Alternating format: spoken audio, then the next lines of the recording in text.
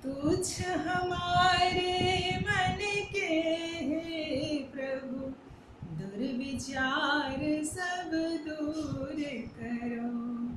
प्रेरित हो हम केवल तुमसे, ऐसी हम में शक्ति भरो। तुम ही बंधु हो, तुम ही पिता हो, तुम ही मार्गदर्शक जीवन में। सत्य और आलोक तुम्हारा हम उतार ले निज तन मन में। आलोकित पथ करो हमारा, हे जग के अंतर्यामी। शुभ प्रकाश दो, स्वच्छ दृष्टि दो, जड़ चेतन सबके स्वामी।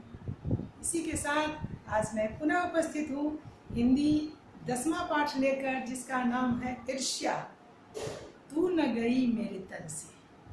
और इसीलिए आज मैं इस प्रार्थना के साथ उपस्थित हुई हूँ, क्योंकि ईर्ष्या हम सबके अंदर होता है और इससे मुक्ति के लिए हमारा प्रयास और ईश्वर का आशीर्वाद, ये दोनों मिलकर हम इससे मुक्त हो सकते हैं।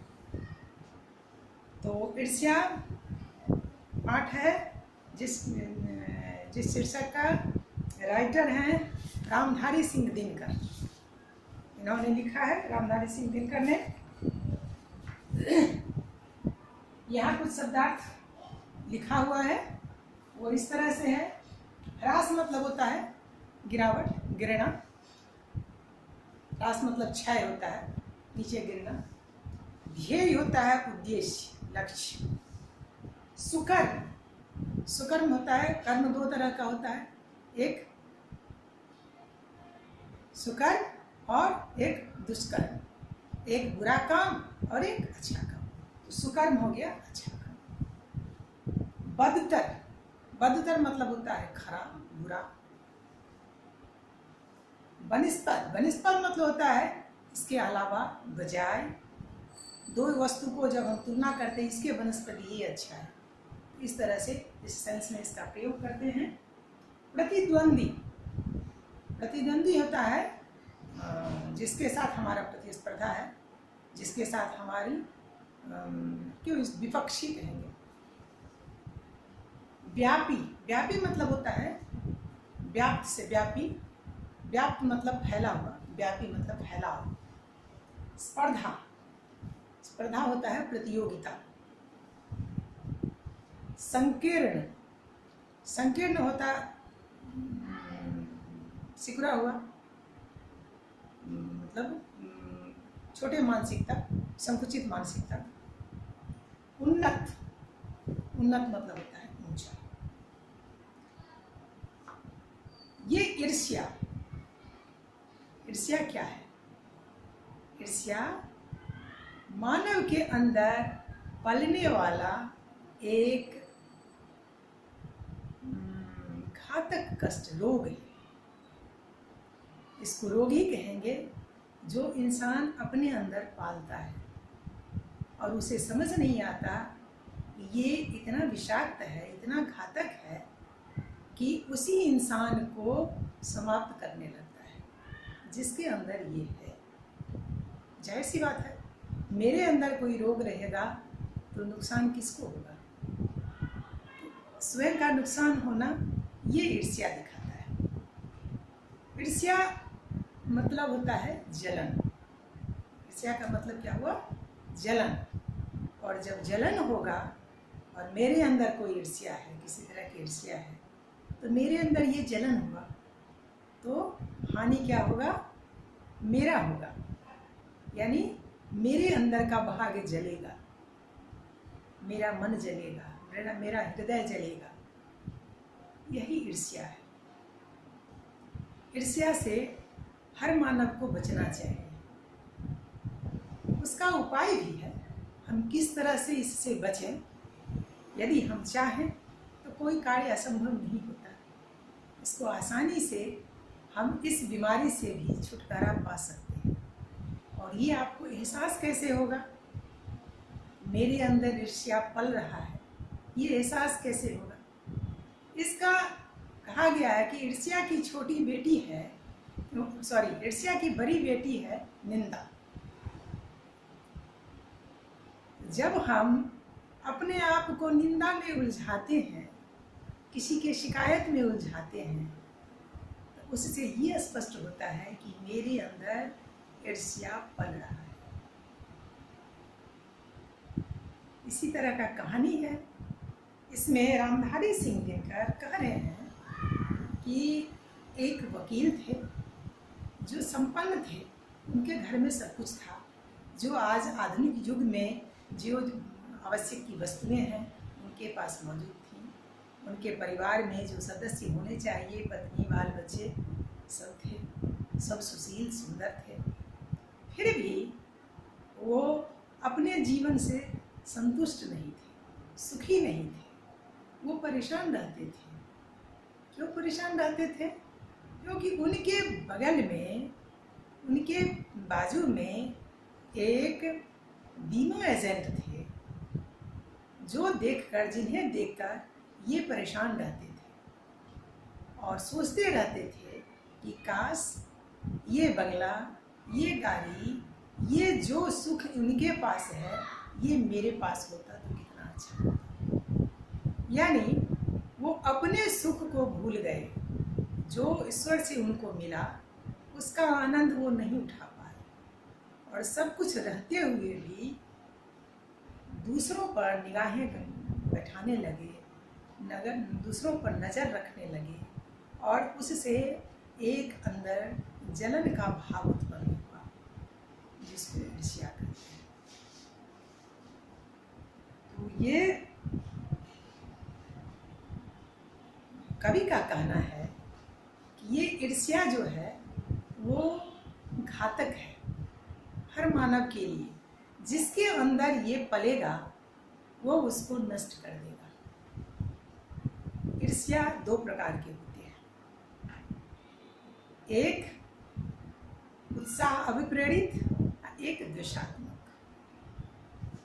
उत्साह अभिप्रेरित होता है जिसमें प्रतिस्पर्धा की भावना होती है, या उदाहरण की तरह के तौर पर इस तरह से समझिए कि हमारे क्लास में 4 बच्चे हैं, 10 बच्चे हैं, 20 बच्चे हैं, उसमें से 2 बच्चे 4 बच्चे सही ढंग से आंसर करते हैं, टीचर को सही रिस्पांस करते हैं, डिसिप्लिन्ड हैं। 2-4 बच्चे नहीं हैं। उस 2-4 में भी 2 बच्चे चाह रहे हैं इस तरह से कि मैं भी इस तरह से बनूं, मैं भी आगे वाले बच्चों की तरह मैं भी टीचर को आंसर करूं, इसी तरह से इसे लिखूं, इसी तरह से एकाग्र होकर सुनूं। और 2-4 बच्चे नहीं चाहते। 2-4 बच्चे क्या चाहते हैं कि ये जो बता रहे हैं तो टीचर की नज़र में इनकी वाहवाही होती है, तो किस तरह से मैं इन्हें डिस्ट्रैक्ट करूं, इनको अपने राह से भटकाऊं, ताकि ये टीचर को आंसर ना कर सके, सही ढंग से पढ़ाई ना कर सके। इसको कहते हैं द्वेषात्मक। लेकिन कुछ बच्चे ऐसा चाहते हैं कि मैं भी इन्हीं की तरह पढ़ूं और टीचर को आंसर करूं, मुझे भी प्रशंसा की नज़र से देखा जाए, मुझे भी टीचर अच्छा कहें, इस तरह से काम करूं। उसके लिए क्या होता है, वो मेहनत बढ़ाता है। तो जो मेहनत बढ़ाता है वो कहते हैं उत्साह अभिप्रेरित। यानी ये प्रतिस्पर्धा भी एक ईर्ष्या ही है, लेकिन इससे लाभ है, इससे हानि नहीं है। हम किसी को देखकर उनसे कुछ सीख लेते हैं और चाहते हैं कि इस तरह से मैं भी करूं। उसके लिए मुझे क्या करना है, मुझे अपना अधिक समय उस पर देना है, लगन से काम करना है। यदि हम ऐसा करते हैं तो हम उनसे आगे बढ़ेंगे। ये प्रतिस्पर्धा की भावना है, ये उत्साह अभिप्रेरित है, इसको अच्छा माना गया है। ये हम सबको भी करना चाहिए। यदि कुछ अच्छा दिखे, और करते भी हैं जीवन में, किन्हीं को देखते हैं कि ये अच्छे कर रहे हैं तो उनका अनुकरण करते हैं, तो ये भाव अच्छा है। लेकिन एक द्वेषात्मक है कि अंदर मेरे जलन होता है, मेरे अंदर ये भाव उत्पन्न होता है कि ये इस तरह से अच्छा क्यों कर रहा है, और उसका टांग खींचने के लिए हम तत्पर हो जाते हैं, उसका चुगलखोरी करने लगते हैं, निंदा करने लगते हैं, अगल बगल में शिकायत करने लगते हैं। इसको द्वेषात्मक कहते हैं, जो एक प्रकार का जहर है। जो ये जहर अपने अंदर पालते हैं वो उन्हीं को नष्ट करता है। इसीलिए हम सब इनसे बचें और कभी भी अपने अंदर द्वेष का भाव, ईर्ष्या का भाव, जलन का भाव न उत्पन्न होने दें। उसके लिए क्या करना है? यदि किन्हीं को लगता है कि हमारे अंदर ये भाव है, तो उसको हम कैसे दूर करें? अपने आप को व्यस्त रखकर। यदि हम अपने समय का सदुपयोग करेंगे, अपने रचनात्मक कार्यों में जुटे रहेंगे, मेरे पास जो समय होता है उसका सही उपयोग करेंगे, तो फिर इस तरह की नौबत नहीं आएगी। कहा जाता है कि खाली दिमाग शैतान का घर। तो जहाँ कोई काम नहीं है, चूंकि मन होता है चंचल, मन को कुछ काम चाहिए। वरन कि कहा गया है कि जब हम सोते हैं उस समय भी मन सोता नहीं है, मन भ्रमण करता है, और जिसका परिणाम है कि हम कभी कभी स्वप्न देखते हैं, वो ये परिणाम दिखाता है। मन उस समय भी सोता नहीं है, तो मन तो सोता भी नहीं, थकता भी नहीं, उसको आराम की आवश्यकता नहीं होती। तो जब हम उसको कोई काम नहीं देंगे तो वो चुगलखोरी पे पहुंच जाता है। इसीलिए मन को वो मौका न दें और अपने आप को व्यस्त रखें। इस तरह से हम निंदा से बच सकते हैं। कहा जाता है कि बच्चे का कहना है कि निंदा भी किनको होता है? यदि मेरे द्वारा कुछ अच्छा कार्य हुआ है और मैं प्रशंसा की पात्र बनी हूँ, जो इंसान प्रशंसा का पात्र बनता है, कोई अच्छा कार्य करता है, उसको लोग सराहते हैं, उसको लोग उत्साहित करते हैं, तो वही जलन का कारण होता है।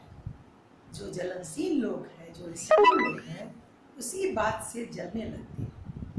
तो वहाँ उन बातों पर ध्यान न देना चाहिए। आप उनका अच्छा भी करेंगे, फिर भी उनके स्वभाव में वो बरकरार रहेगा।